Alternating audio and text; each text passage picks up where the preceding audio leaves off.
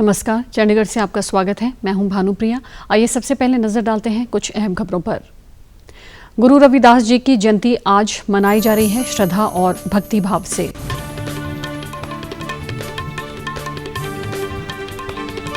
पंजाब में चुनाव प्रचार बढ़ रहा है शिखर की ओर। प्रधानमंत्री ने पठानकोट में चुनाव रैली को किया संबोधित। और राष्ट्रव्यापी कोविड टीकाकरण अभियान के अंतर्गत अब तक लग चुके हैं 173 करोड़ 86 लाख से अधिक टीके। अब समाचार विस्तार से। संत रविदास जी की जयंती आज श्रद्धा और भक्ति भाव से मनाई जा रही है। 14वीं शताब्दी के संत रविदास उत्तर भारत में भक्ति आंदोलन के संस्थापक थे। महान संत गुरु रविदास जी एक कवि और समाज सुधारक थे, जिन्होंने सामाजिक कुप्रथाओं को समाप्त करने के लिए प्रयास किया। 6 सदी पहले गुरु रविदास जी ने ऐसे समाज की स्थापना की, इच्छा जाहिर की जिसमें मनुष्य जाति धर्म से मुक्त होकर ऊंच नीच और अमीर गरीब ना हो, लिंग के आधार पर किसी के साथ भेदभाव ना हो। उन्होंने जीवन के हर क्षेत्र में लोगों को समानता का अधिकार प्राप्त होने की बात कही। उनके द्वारा सोचे गए आदर्श समाज को उन्होंने बेगमपुरा में लिखा है। प्रधानमंत्री नरेंद्र मोदी ने आज रविदास जयंती पर दिल्ली के करोल बाग में गुरु रविदास विश्राम धाम मंदिर में दर्शन किए। उन्होंने शब्द कीर्तन में भाग लिया और लोगों के कल्याण के लिए प्रार्थना की।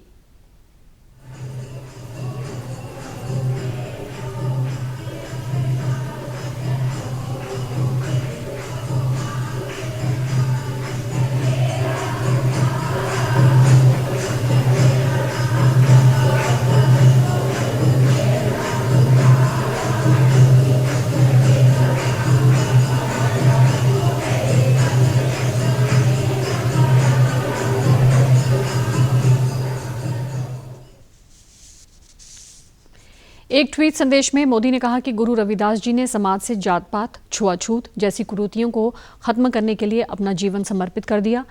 उसमें सभी को प्रेरणा मिलती है। आज इस पावन अवसर पर वाराणसी में लाखों लोग गुरु रविदास जी को श्रद्धा सुमन भेंट कर रहे हैं। पंजाब के मुख्यमंत्री चरणजीत सिंह चन्नी ने भी वाराणसी में गुरु रविदास मंदिर में माथा टेका। चंडीगढ़ के सेक्टर 30 स्थित गुरु रविदास गुरुद्वारा और सेक्टर 20 स्थित गुरु रविदास मंदिर में इस अवसर पर विशेष प्रार्थना सभाओं में हजारों श्रद्धालुओं ने भाग लिया। गुरु रविदास जी की शिक्षाओं पर बुद्धिजीवियों ने प्रकाश डाला और युवा पीढ़ी को उनकी शिक्षाओं से प्रेरणा लेने को कहा। विभिन्न गुरुद्वारों में भी गुरु रविदास जयंती पर विशेष कीर्तन दरबार सजाए गए। कई गुरुद्वारों में आज श्री अखंड पाठ साहिब का भोग डाला गया और गुरु रविदास जी की बानी का कीर्तन हुआ।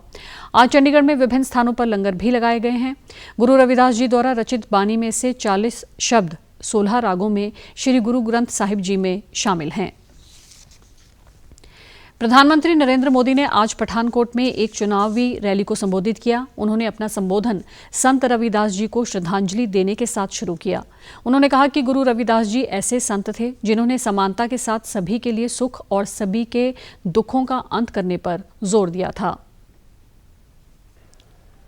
गुरु रविदास विश्राम धाम मंदिर जाकर आया हूं, आशीर्वाद लेकर के आया हूं। पंजाब से भी बड़ी संख्या में हमारे साथी लाखों श्रद्धालु उनकी जन्मस्थली बनारस गए हुए हैं।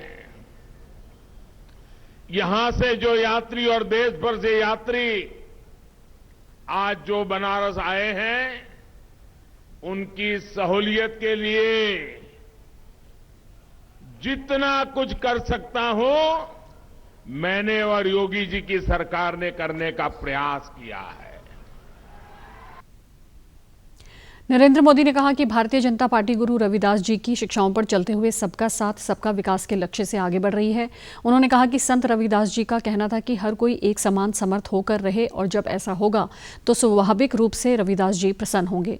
उन्होंने कहा कि भाजपा का आदर्श भी संत रविदास जी से प्रेरणा लेकर ही आगे बढ़ रहा है। प्रधानमंत्री ने कहा कि उनको पंजाब से विशेष लगाव है और उन्होंने पंजाब के लोगों के परिश्रम की भावना की सराहना की है।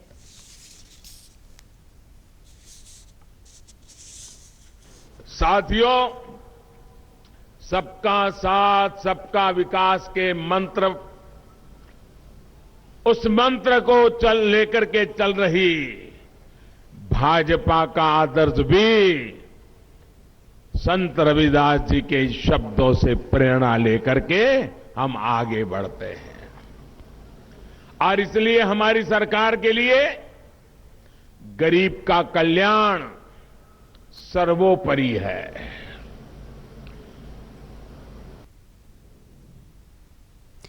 पंजाब में चुनाव प्रचार शिखर की ओर बढ़ रहा है। आम आदमी पार्टी के संयोजक अरविंद केजरीवाल और नेता भगवंत मान ने आज अमृतसर में चुनाव प्रचार किया और कुछ लोगों को पार्टी में शामिल किया।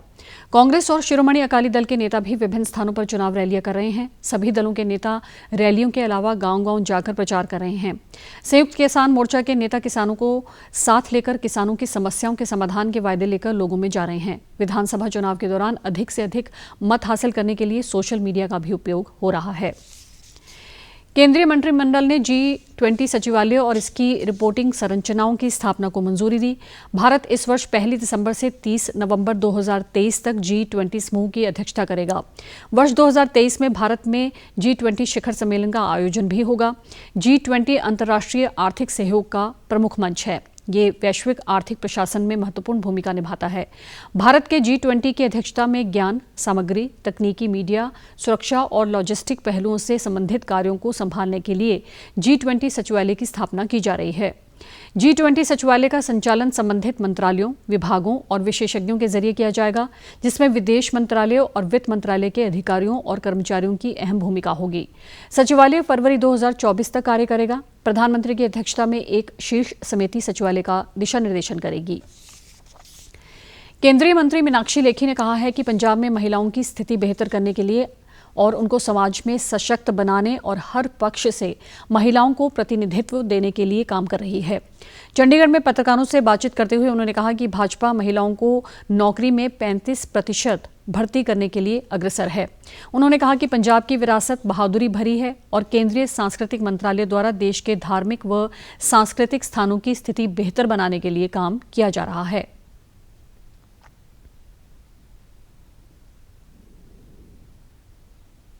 साडा पहला पॉइंट जिहड़ा असीं दिता है वो दिता है 35% रिजर्वेशन औरतां नूं असीं सारी सरकारी नौकरियां देंगे, इंक्लूडिंग जिहड़ी कॉन्ट्रैक्चुअल जॉब्स ने, जिहड़ी परमानेंट ने उन्हां ते है ही, पर कॉन्ट्रैक्चुअल जॉब्स भी असीं 35% उन्हां नूं रिजर्वेशनस देंगे।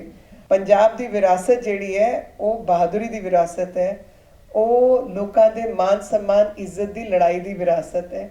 भुल गए ने विरासत पंजाब दी की है।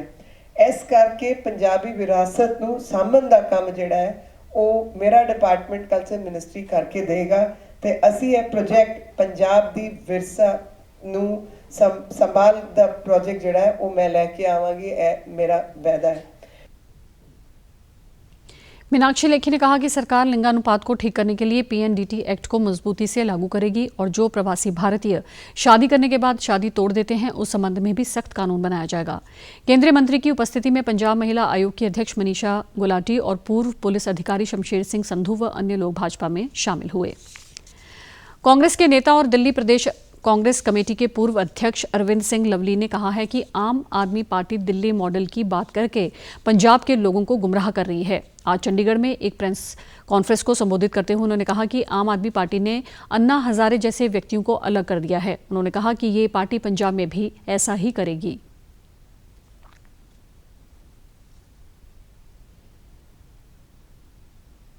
और मैं आज आपसे कह रहा हूं कि ये व्यक्ति नंबर 2 किसी को टॉलरेट नहीं कर सकता। सुप्रीमो कल्चर में सबको पीछे छोड़ दिया। जो हालत अन्ना हजारे की हुई, जो हालत प्रशांत भूषण की हुई, जो हालत कुमार विश्वास की हुई, जो हालत योगिंदर यादव की हुई, वही हालत भगवंत मान की ये पंजाब में करने वाले हैं। ये कहने के लिए मैं आप लोगों के बीच में आया हूँ।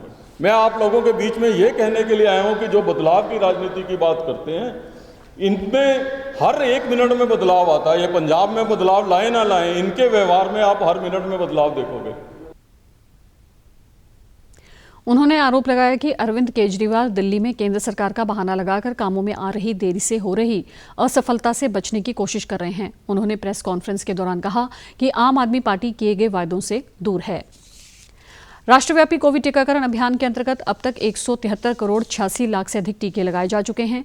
पिछले 24 घंटे में 41,54,000 से अधिक टीके लगाए गए। कल 82,988 कोविड रोगी स्वस्थ हुए। देश में अब तक स्वस्थ होने वाले रोगियों की संख्या 4 करोड़ 18 लाख से अधिक हो गई है। स्वस्थ होने की दर 97.94% हो गई है। पिछले 24 घंटे में 12,51,000 टेस्ट किए गए। चंडीगढ़ में भी कोरोना के नए मामलों में लगातार कमी आ रही है। कल बीमारी के 28 नए मामले सामने आए। इसके साथ ही विभिन्न स्थानों पर बीमारी से बचाव के लिए रोजाना टीके भी लगाए जा रहे हैं। अब तक केंद्र शासित प्रदेश में 8,60,711 व्यक्तियों को कोविड रोधी वैक्सीन की दोनों डोज दी जा चुकी हैं, जबकि 10,79,318 लोगों को पहली खुराक दी गई है। 15 से 18 वर्ष वर्ग के 57,780 किशोरों को वैक्सीन की पहली डोज और 18,159 बच्चों को दोनों डोज दिए जा चुके हैं। विख्यात संगीतकार और गायक बप्पी लहरी का निधन हो गया है। उन्होंने मुंबई के एक अस्पताल में अंतिम सांस ली। वे 69 वर्ष के थे। बप्पी लहरी फिल्मों में अपने कई मशहूर गीतों के लिए लोकप्रिय हैं। उन्होंने 1970-80 के दशक में चलते चलते, डिस्को डांसर और शराबी जैसी फिल्मों में संगीत दिया। भकांश शीर्षक से उनका अंतिम फिल्मी गीत 2020 में आई फिल्म बागी 3 में शामिल था। प्रधानमंत्री नरेंद्र मोदी ने प्रसिद्ध संगीतकार और गायक बप्पी लहरी के निधन पर गहरा दुख व्यक्त किया है। एक ट्वीट में उन्होंने कहा कि बप्पी लहरी का संगीत मंत्र मुग्ध करने वाला है और विविध भावनाओं को बड़ी सुंदरता से व्यक्त करता है। उन्होंने कहा कि तमाम पीढ़ियां बप्पी लहरी के संगीत की रचनाओं से खुद को जोड़ेगी और उनका जीवंत स्वभाव हमेशा याद किया जाएगा। और अब खबरें फटाफट। जल जीवन मिशन ने देश के 9 करोड़ ग्रामीण घरों में उपलब्ध करवाया पानी। पंजाबी अदाकार दीप सिद्धू का भयानक सड़क हादसे में हुआ निधन। पूर्व केंद्रीय कानून मंत्री अश्विनी कुमार ने कांग्रेस छोड़ी। कोरोना वायरस का खतरा अभी टला नहीं है, इसलिए सभी से निवेदन है कि बाहर जाने के समय मास्क जरूर पहनें, सामाजिक दूरी बनाए रखें, बार बार अपने हाथ साबुन से धोएं और सैनिटाइजर का इस्तेमाल करें। और आप हमारे समाचार YouTube channel DD news Chandigarh, Facebook DD news Chandigarh और Twitter handle DD news CHD पर भी देख सकते हैं। इसी के साथ चंडीगढ़ से समाचारों का सिलसिला समाप्त होता है। और अब मैं स्टूडियो से बाहर जा रही हूं, तो मैं अपना मास्क पहन रही हूं। आप भी घर से बाहर जाएं तो मास्क जरूर पहनें। नमस्कार।